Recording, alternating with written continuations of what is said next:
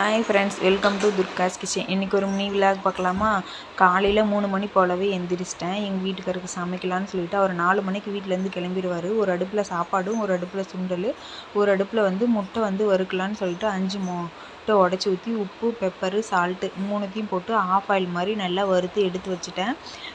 அதுக்கப்புறமா சாம்பார் வைக்கலான்னு சொல்லிட்டு வெங்காயம், பூண்டு, தக்காளி எல்லாத்தையும் உரித்து க்ளீன் பண்ணிவிட்டு ஒரு டம்ளர் போல் பருப்பு எடுத்து கழுவி குக்கரில் போட்டு 4 விசில் விட்டு கத்திரிக்காய், எண்ணெய், கடுகு, சீரகம், கத்திரிக்காய், கருவேப்பிலை போட்டு வதக்கிட்டு சாம்பார் பொடி, மிளகாய்த்தூள் போட்டு அரைச்ச பருப்பை ஊற்றினாக்கா சாம்பாரும் ரெடி.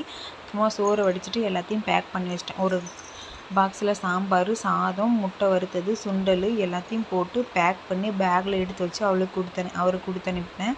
4 மணி போலவே கரெக்டாக ஷார்ப்பாக 4 மணிக்கு கொடுத்து அனுப்பிட்டு நானும் மறுபடியும் தூங்க போயிட்டேன். இந்த வீடியோ பிடிச்சிருந்தா மறக்காம லைக் தென் சப்ஸ்கிரைப் பண்ணுங்கள். இன்னொரு வீடியோவில் பார்க்கலாம். ஓகே, பாய்.